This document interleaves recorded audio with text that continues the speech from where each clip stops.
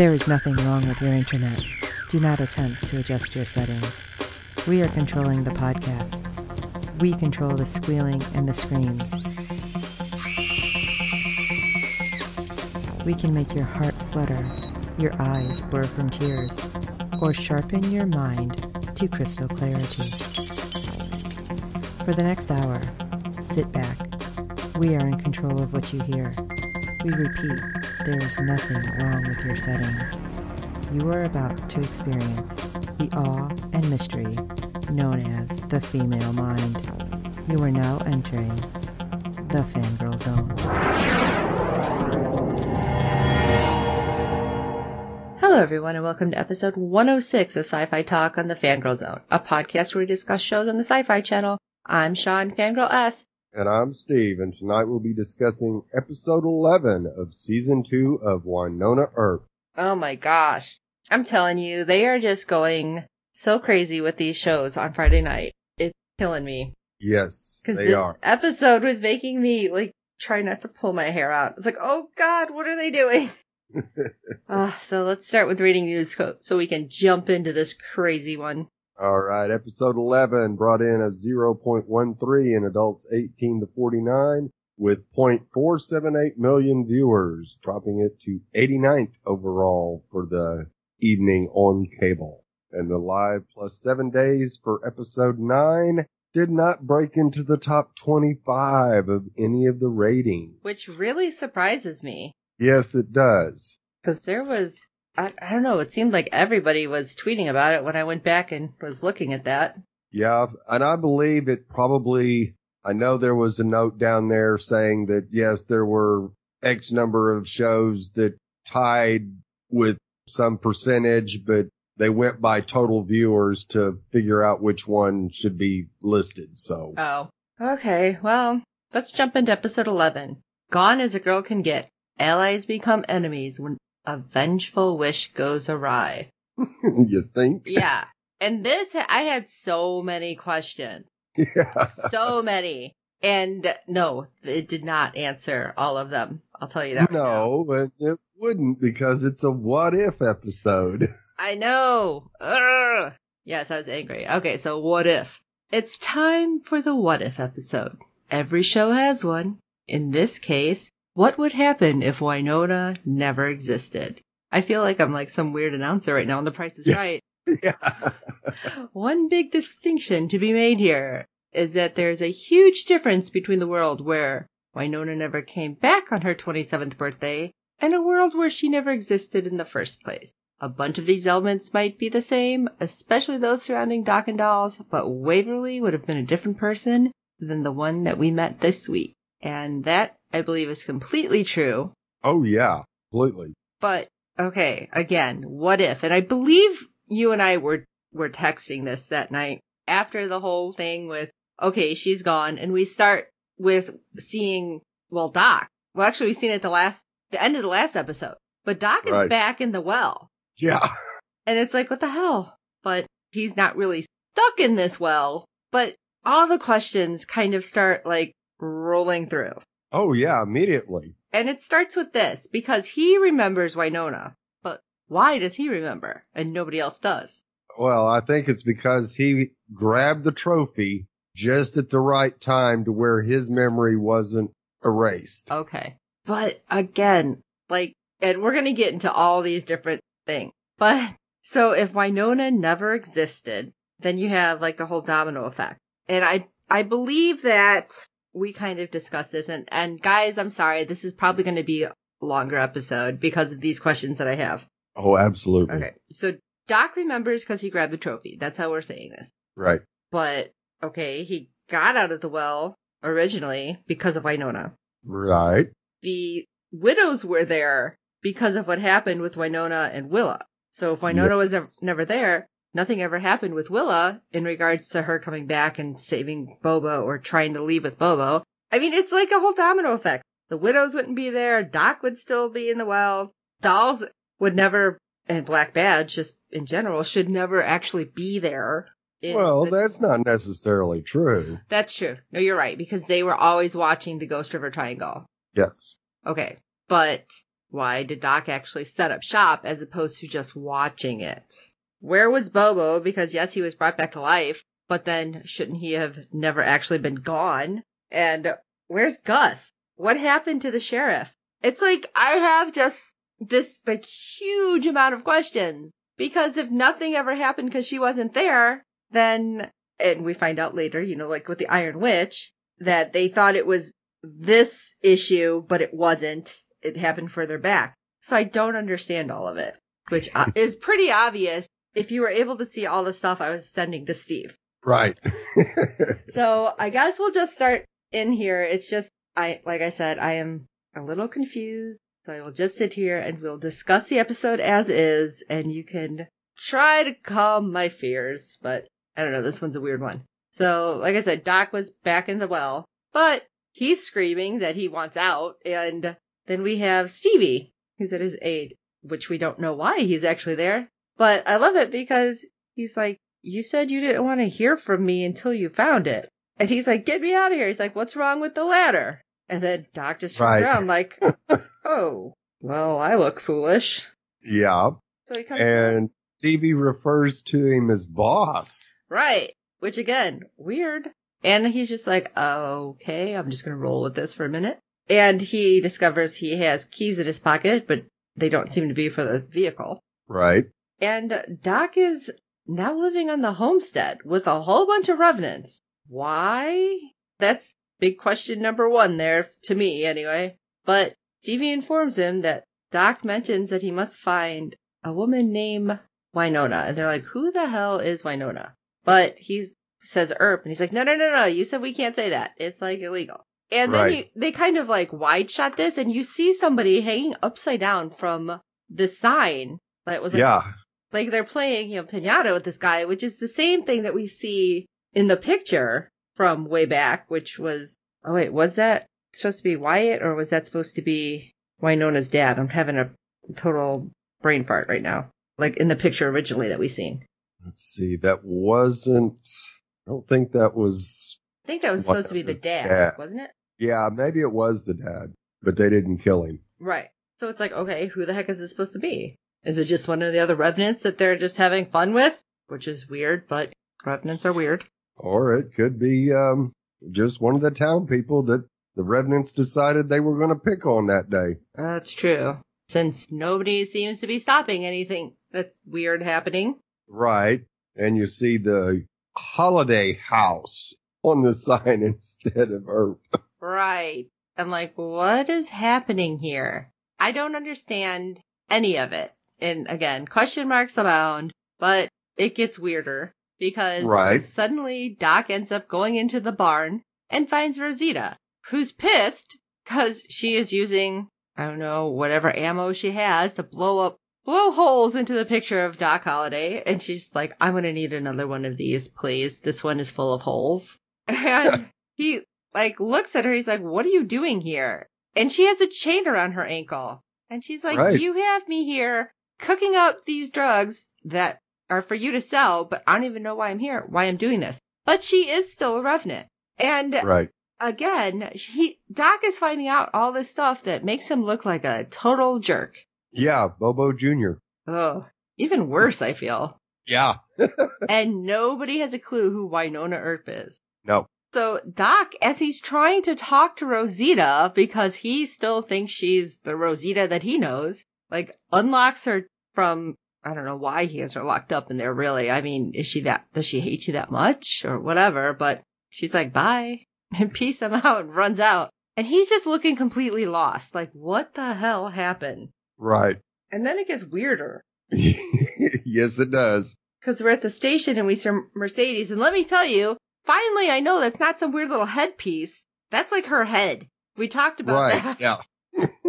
I thought it was one of those weird, feathery little hats, but no, that's just her weird head right now, turning into weird green lumpiness. I don't know how else to explain that. That's pretty good. She's turning into a zombie or something. But she's in the cage that she was in previously, but she seems to know what's happening. Right. And what kills me, and you're going to have to help me with this, why does she want them to know who Wynonna is? Well, I don't think she wants them to know. She wants to see if they know. Because she keeps saying, like, oh, you're so close, and then it'll help. That's why I didn't understand that. Right. I think she was just basically teasing them about this because she knows that Wynonna is no longer there. And so she's just ecstatic. Oh. But there is no air to put him to stop them. See, I thought if there was no air there, then she knew they were, because, how do I put this? So they said, the air's out of time or right off time. I don't know how they put it exactly. Then that means like her timeline and everything that they are looking for would not be there. That's why I thought she wanted them to remember. Right. No, I think it's just the opposite. Oh, okay. With Wynonna, they were on a timeline. Without Wynonna, they're not on a timeline. So they've got all the time in the world to raise Clutie. Oh, okay. That makes a little more sense. But, oh, hey, look, Doc pops up. And Dolls and Jeremy are like, what the hell? Yeah. And they're ready to shoot him. Right. And this is what I thought was weird because Doc's like, whoa. Wait, we're friends. And it's like, you're living on the Earp homestead. You have a bunch of revenants and you have Rosita locked up. Maybe you need to start being like, maybe things are really off right now. Yes. But the fact that he was there and trying to explain things, and I really thought they were going to be like, wait a second, this is really strange. This isn't. And you actually see a little bit of that as Dolls kind of shakes his head like he's trying to remember something, but it's just not there. Okay. But apparently Doc has been such a jackass because even we have Sheriff hot since I have no idea what happened. We just know that he's not there exactly.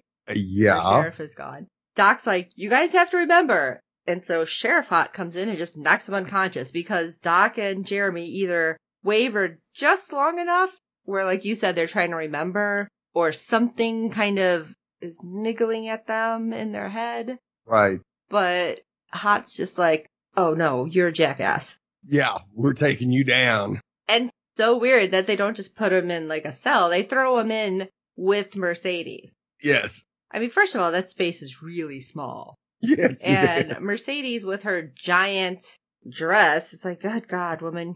I don't even know what all that stuff's called. A bustle. Like her bustle's so big and she's all stooped over like she's falling apart. It was weird that I felt that he put him in there. I don't know. Like why? To try to get information, hopefully that one would be able to tell the other.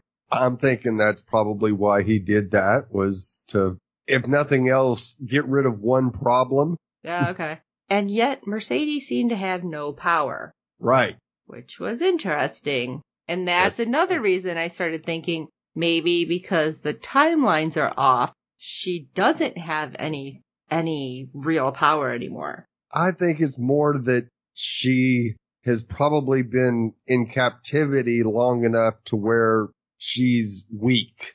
Okay. Well, I was also thinking that maybe like Wynonna took a ton of venom, but I didn't know. Right. It could be anything. Since this is a what if episode, everything is kind of like out there for possibility. Yeah, I mean, you could possibly say that Doc was the one that ends up putting Bobo down, or Bobo hadn't made it back because the Earp air hasn't shown up. Yeah. Oh my God, there's just too many questions. Yeah.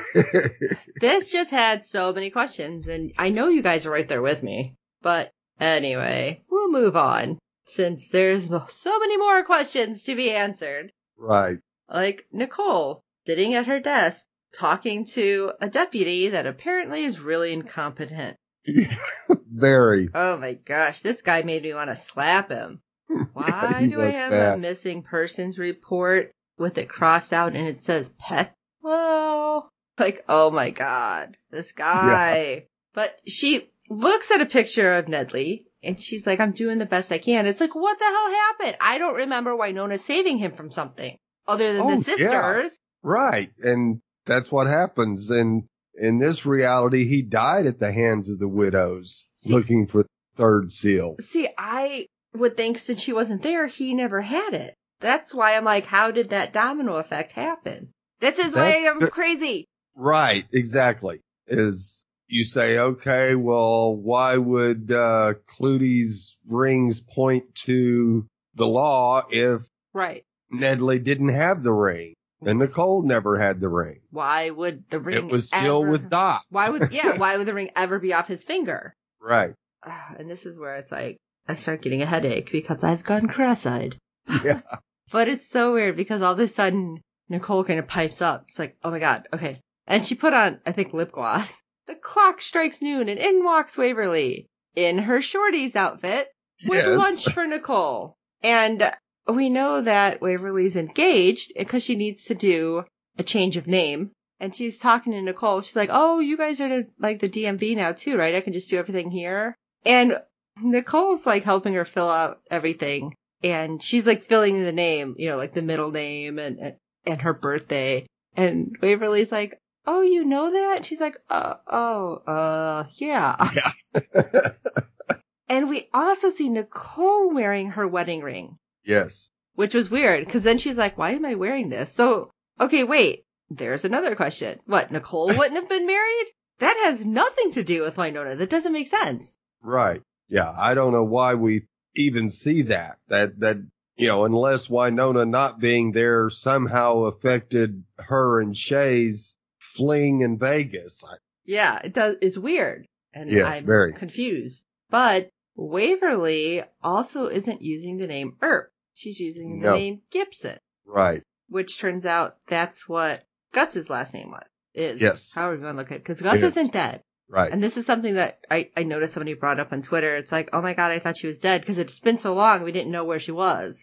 Right. Yeah. No, she packed up and left town. She said, I can't deal with this anymore. I need to get out of here. Oh, it's just crazy. But then, like, Waverly is just opening up to Nicole. And she's just like, I don't know why I'm opening up to you. But, you know, oh, my last name's Earp. My dad and my sister Willow were slaughtered. And so nobody likes the last name. So I changed it. And then, of course, Doc took over the homestead. So was Doc the one that helped take her father and, like, kidnap Willa or kill Willa in this reality? It's very possible. So weird. It sure is. I'm telling you, I don't think I'm ever going to get past this one in regards to questions. All right. So. No, this episode definitely left us with more questions than answers, but it was supposed to. Yeah, I just thought they were going to do, like, they would have to go way back and change but that would, I think, be more than one episode to change an entire series absolutely. like that. Yeah. But there's other weirdness that happens right outside the police station. Because super rich and successful Perry is standing out there. And that's who Waverly's engaged to. But if Wynonna's not there, how did Perry survive that genie? See, this right. Yeah, how did they survive the 10-year curse? Yeah. Yeah, he got rich because of that. Now maybe they didn't do that and was still able to win the championship and he became fairly well off anyway. But it sure definitely screws with the timeline massively. Yes. Erg. It's like the other bad guys didn't exist or something. Right. But this is where we get back to where we get a little more along our timeline that he's looked into who murdered her father and sister. Which could be good or bad. Right. And she is not happy that he went behind her back and withheld this information from her, which sounds real familiar, doesn't it? You think? Yeah. So that part of Waverly has not changed. Sure. And Perry mentions that he's in a mental hospital. And why on earth would that be? Because he's crazy? Well, he always was, but he's like super crazy now? Yeah, extremely. Because Waverly enters the padded room, and there's a man lying curled up in the corner, and he gets up, turns around, and it's Bobo Del Rey. Yeah. I'm like, okay, how is he here? How long has he been here? And how has nobody noticed that he's not aging? Right. But that's beside all the billions of questions that I have. But she asks him how he knows her and why he's the one who supposedly killed her family. And he's just going on and on about a spell. There's a cloud, and there's a Wynonna-shaped hole left in the world. Right. And, I mean, he sounds, at this point, like super cuckoo loco. And I love it because Waverly's like, why does everybody keep saying that name? And I love it because then Waverly's like, just tell me why you killed my dad and my sister. But Bobo, in his craziness, starts saying that, Waverly's his angel and everything is permanent, but not. Right. Which was weird. But how is he her angel? Gah! Yeah.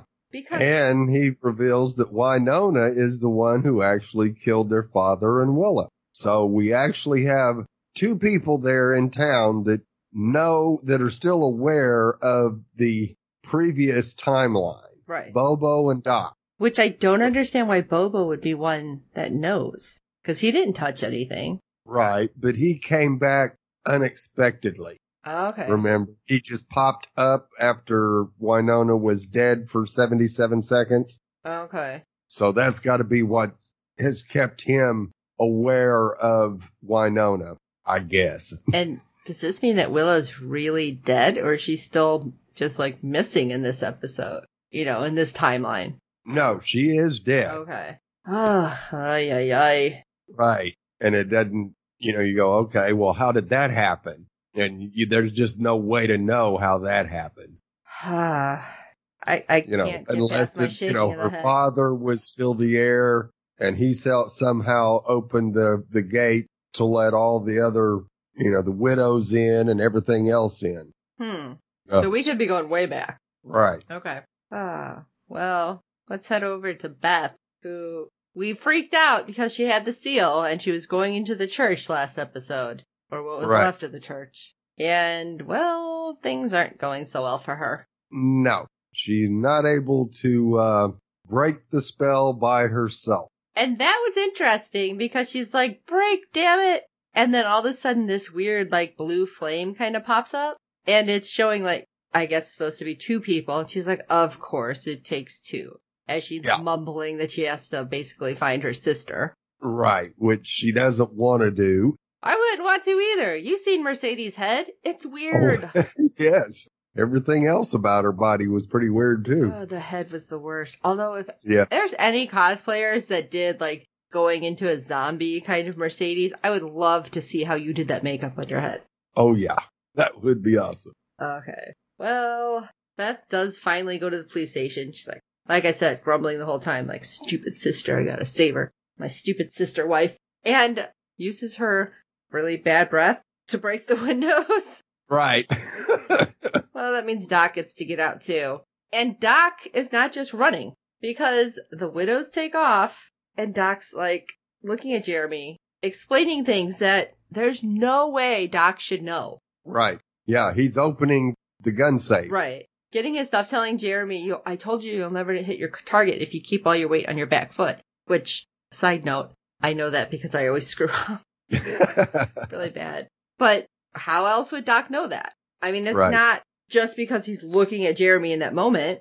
I mean, it might be, but come on. But he keeps talking to Jeremy, and he's, like, convincing him that he is not the Doc that they think he is. Right. That they are in an alternate reality. And it was weird because he's saying all this, like, secret stuff that Jeremy's just like, what? How do you know this? And then Doc puts his hat on Jeremy's head, which, of course, Jeremy's like, oh. Yeah. That part of Jeremy has not changed. His bromance will survive anything. Oh, it was kind of cute and sweet. Yes. But, they're like, all right, come on, we're off to Shorty's. I gotta find some stuff. And Jeremy's like, can we get drinks later? And Doc takes his hat back. He's like, okay, too much, okay. Yeah. He still doesn't know where the line is. No.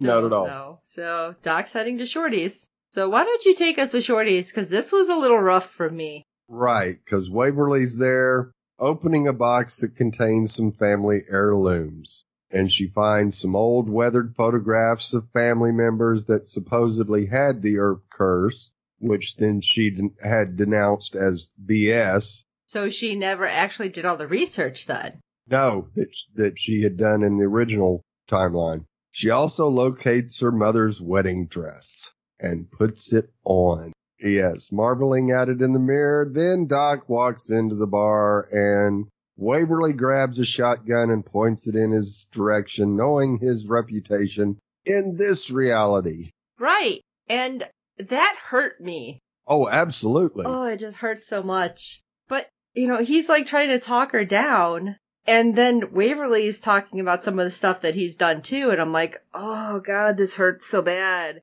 How could Doc be this horrible person? But we have Dolls come in and of course pointing a gun. But doesn't Doc at this point say something to Waverly? Like, to take cover, I don't want you to get hurt. Or he says something to her that she's like, wait a minute. Right. Why would you say this? Oh, he calls her baby girl at some point, doesn't he? Right. Yeah. And that was weird. And I mean, in this reality, nobody is calling her baby girl because that was just what Wynonna always called her. Right. And that was something that gave Waverly that shake your head and something's trying to get through, but I don't know what it is, but wow, this is weird. Right. Dolls. Oh God, this is going to be painful talking about this. Yeah. Because Dolls almost didn't pause. Right. He shoots at Doc, who dives on, behind the pool table or something. Right. And then Doc's like, listen, lizard guy. Like, he's talking about stuff he shouldn't know. Right. He's describing Doc's powers. And what Black Badge has been doing. And he's just like, what? Wait, what? Yeah, how can you know this? But then Doc, when he's like, I don't have time for this. We're on a deadline here. And he shoots Dolls in the shoulder and all you see is this blood. And he was like, whoa, wait. Yeah, you're supposed to be wearing your bulletproof vest and you're not. Oh, crap. Yeah, because he says it all. He's like, you never leave the station without your bulletproof vest. What are you doing? And right there, I'm kind of shocked. Dolls wasn't like, what? How do you know that? Right. But instead, he shoots Doc right in the stomach. There's no coming back from that. No. And Waverly goes to him, and she seems upset. And she's like, why am I upset? Yeah. Oh, God. I think everybody was upset. Oh, yeah. Everybody on Twitter was just, what is going on here? Right. It's like, okay, scorched earth or what? Yeah. Because Dolls takes advantage of Waverly occupying Doc to make his way out, and he gets away. I assumed he was going for his serum. Yeah. Don't know where he was headed. He apparently that shot to the shoulder was a little more devastating than we originally thought it might be. Yeah, maybe more towards the chest area as opposed to just the shoulder. Yeah. In Doc's final words, he urges Waverly to locate the Iron Witch and break the trophy, thus effectively destroying the spell. And only Wynonna can save them. And then he passes. Yeah, because nobody else was freaking out right then. No.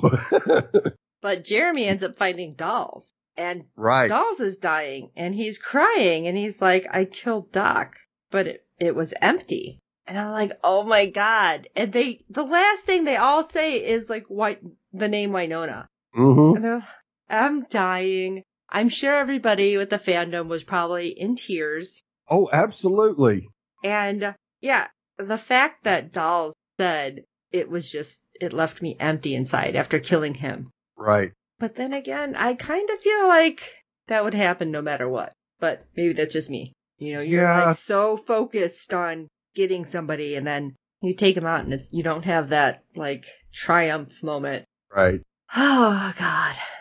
I'm just shaking my head. It's rough with this one. Yeah. Now we can talk a little bit about Doc and Dolls, as one might expect. If neither of these men had ever met Wynonna Earp, they would have become much harder, more asshats versions of themselves. That's true. Doc way over the top. Right. And of course, Dolls is still very by the book, very stern and willing to lock up Doc with the widow, even if he did know she couldn't really kill him too badly. Mm-hmm. And but then again, this Dolls was also willing to work with the Revenant to infiltrate Doc's gang and try to bring him down, which we'll get to in a little bit, which was another head shaker. Right. And he's still fundamentally a decent guy who's trying to kill demons and who's devoted to his role as a member of Black Badge. Which he hasn't started questioning them yet. Right. Now, what Wynonna brought to him was less goodness and more levity, and even a willingness to bend the rules and to see Black Badge more for what it is than what he wants it to be. So that's what Dolls is missed with Wynonna being there. Okay.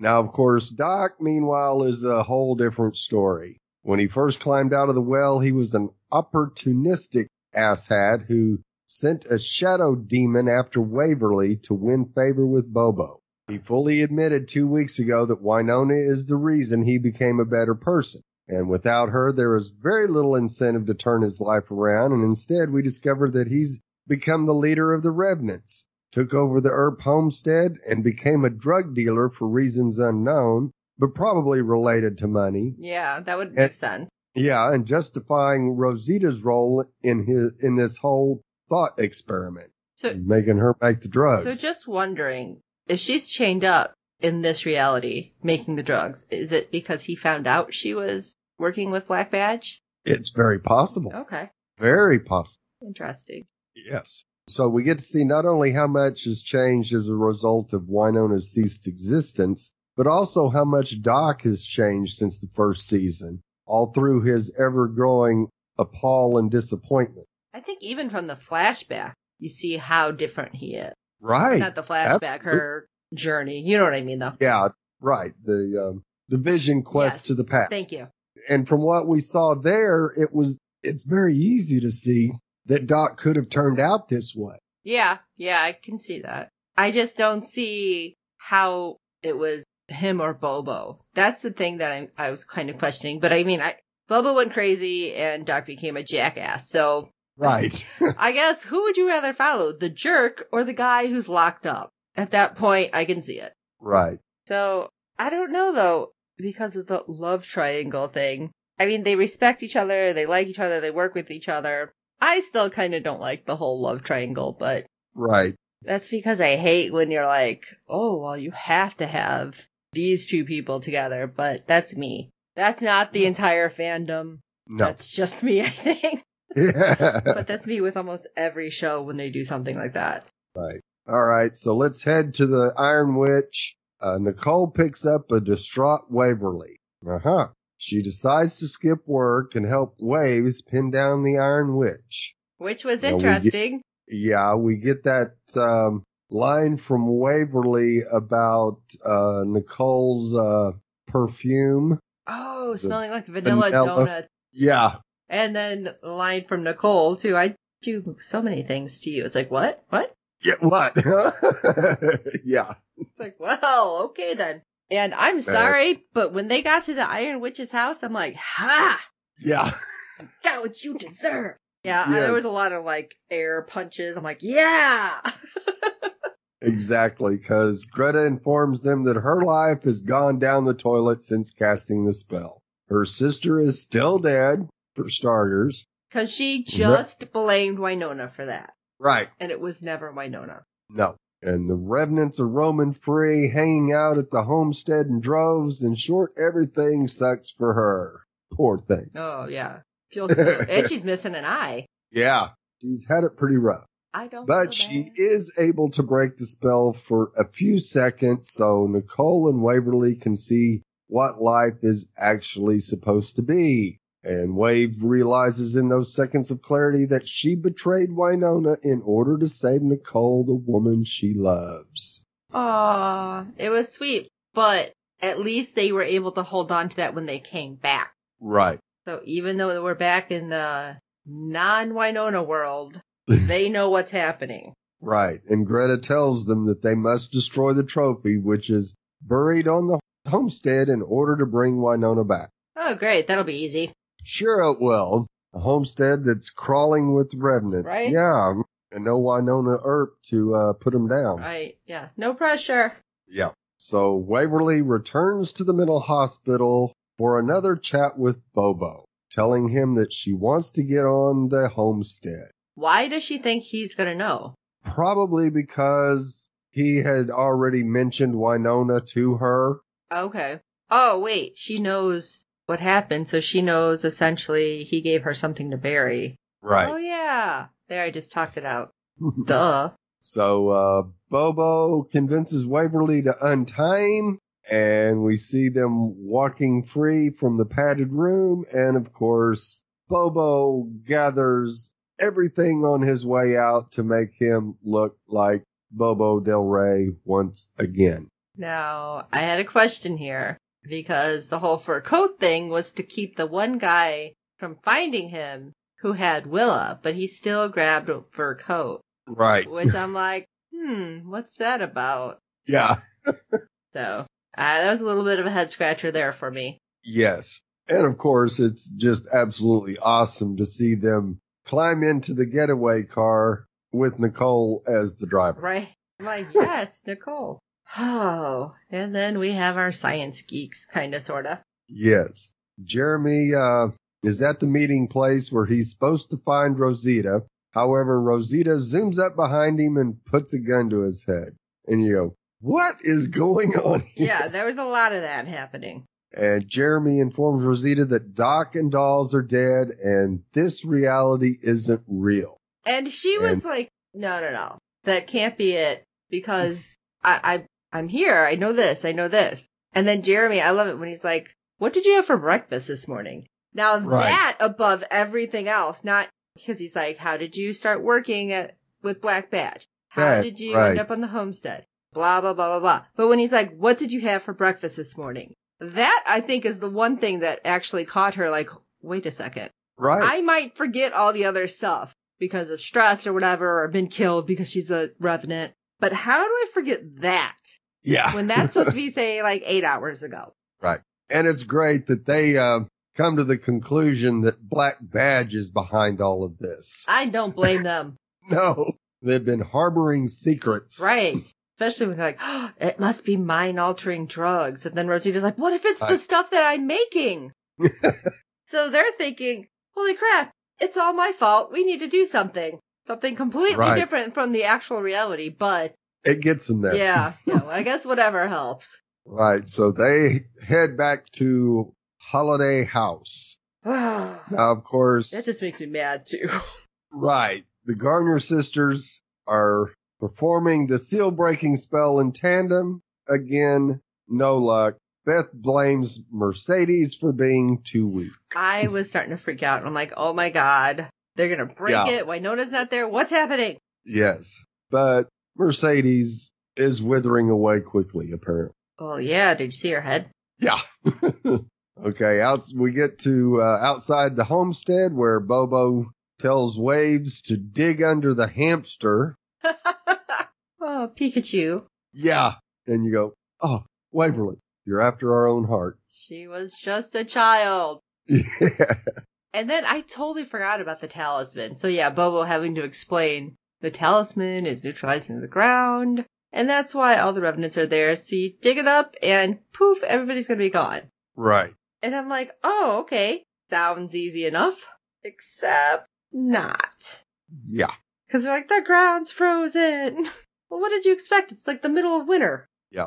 Now, of course, Bobo heads to the homestead thinking he's going to take over from Holiday, but he's not quite accepted as what he was expecting, that's for sure. Oh, yeah, that's true.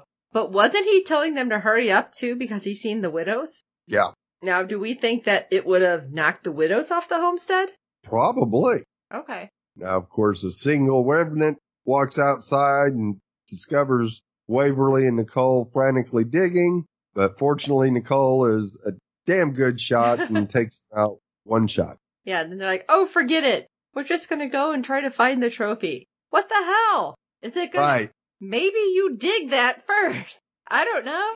And of course, they run into the homestead and we see we're back to the beginning of the episode where chaos reigns and everybody's fighting and Nicole's shooting at revenants as they try to make their way into the barn. And once they get there, they encounter Jeremy and Rosita, of course. Ay. Because nothing's going to be easy. Then they're like, don't watch that gun. Don't shoot anything in here because this whole place is going to go boom. Yeah.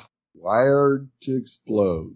And of course, it's about this time Waverly's phone rings and it's Perry.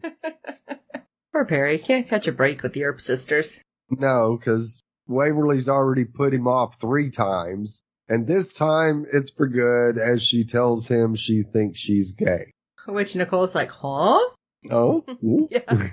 Ears perked up. Oh, but the widows find Bobo, and in all the fighting, they're like, we got something to talk to you about, so Right. you're coming with us.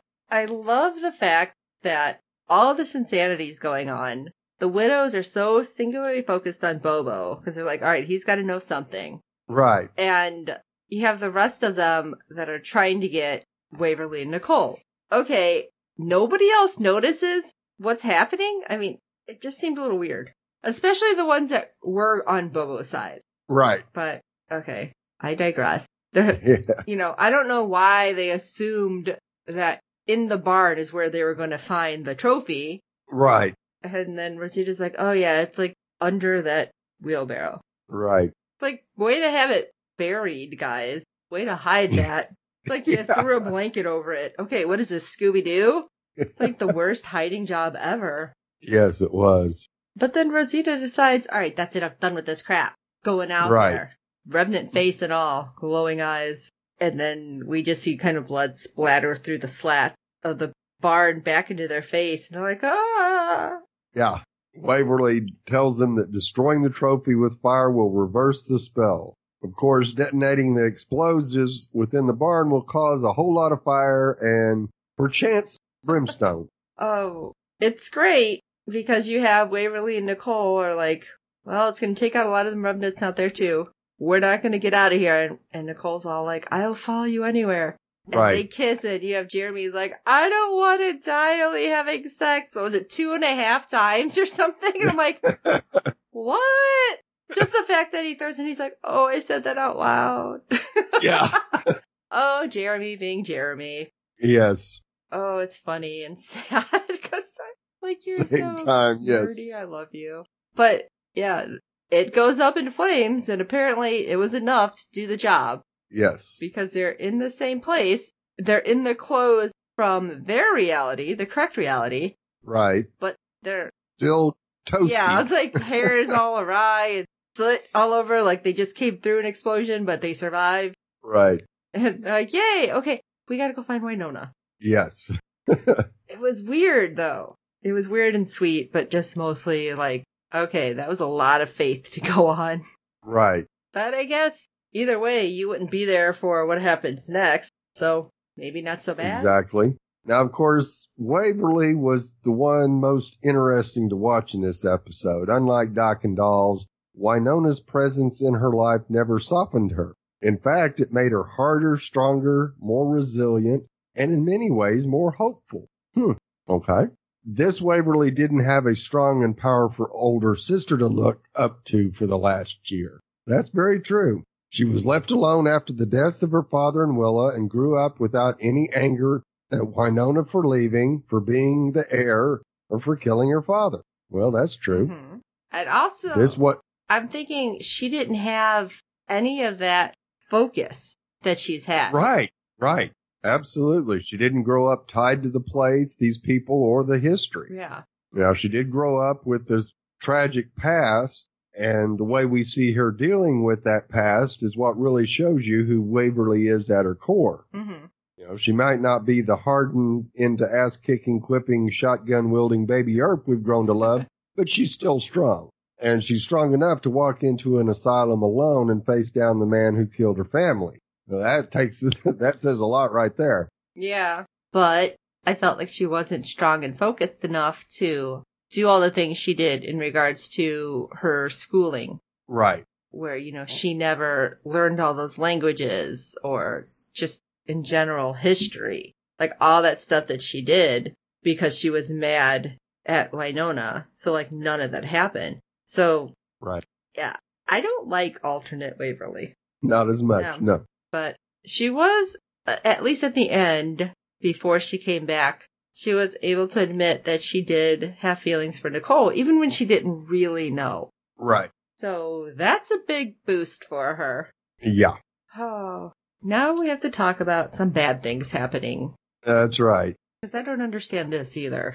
Okay, we see the widows and Bobo are at the church ruins, And Bobo realizes the spell has been broken and is bewildered why he's still around. Well, yeah.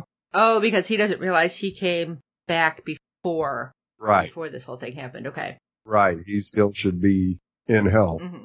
However, he does inform the sisters that he's refusing to go back to hell, and that Demon Clootie also has the power to make sure he stays on Earth. So he's ready to make a deal here. So he takes the ring from Beth and with his super revenant powers effectively smashes it to pieces in his hand. Okay, that's my question. How? Like, I don't remember him having that power previously. Oh, yeah. Did he? In last season, oh, yeah, he had all kinds of superpowers. But how was he able to just crush that and break the seal? I feel like it would be stronger because they had to do like a spell. And I cannot remember how the first seal was broken. By them just beating the crap out of it. I thought that was the second seal. Oh, the first seal was broken off screen. Right. Okay, that's why I couldn't remember. Right. Okay, so... And Bobo's got a thing with metal, and so it makes a little bit of sense that he can control metal, that he would be able to smash a room. Okay. And of course, we see Beth all giddy as a schoolgirl. Yeah, she was weirdly excited about this. Oh, yeah. And Mercedes was rolling her eyes so hard, she probably seen her brain. Yeah. So they grab Bobo and head out. And we cut to a field of grass where we see Wynonna lying there, finishing her line about the plate she was saying to dolls when she vanished. Yeah, that was kind of funny because at least they picked it up where she left off. Right. So she was in mid-sentence. Yes. She wakes up, she finishes her sentence and goes, "How did I get out here?" Yeah, and then she's like, "Oh, I'm okay." And she's like, "Maybe we should just stay here." Because she kind of grabs her stomach. She's like, "Oh, you in there? You're good too? Okay." Yeah. I love that she was doing that. But then she's like, "Oh, maybe we can just stay. It's quiet." Then kind of sits up and sees Bobo and the widows. And it's like, ah, crap. I don't even get a timeout from this. No. And she finds the fragments of Doc's rings in the grass, so she knows the seal has been broken. And then double crap, because... You know, she's like, Doc's gonna kill me. Yeah, and Baby Earp either kicks her in the stomach or says, "Mom, hey, I think it's almost time." Knock, knock, knock. Hey, time to make my appearance. It's like, no, not yet. This is not how I promised Doc. Right. And then it's worse because we see creepy Demon Clootie's eyes open. It's right. Like, oh no, these are not getting better. No. So, penultimate episode, holy crap. Yes. There's just so many questions with the way it went. But, I mean, if you're just kind of removing one element and not everything, I don't know. I still liked it, don't get me wrong. I was just like, but what about that? There was a lot of that happening with me. Yes. Alright, I'm sure you guys have questions too, and we want to know. So send us your questions at SYFY Talk at Fangirl Zone Podcast. I don't know where I was going with that one. Remember, it's SYFY, because that's the channel we're watching all this on. And rate and review us on iTunes and all the other platforms you're finding us on, because good ratings and reviews help other fans find the show. Tell your friends about the show and the podcast, because we hope you're enjoying it. We hope that you want to keep listening. If you have questions for us, we want to hear from you. You want to join us on one of these episodes, we want to hear from you with that too. Because we have another season. Actually, is it 1 or 2 seasons we're doing? One. For sure. No, we got one, okay. Yep. And we need to know what's going to happen, because I know the next episode, it's going to be a heartbreaker. Come on, let's be honest. Yeah. Because what good can happen with Clootie rising, baby coming, and the seal is just broken and Doc's probably pissed.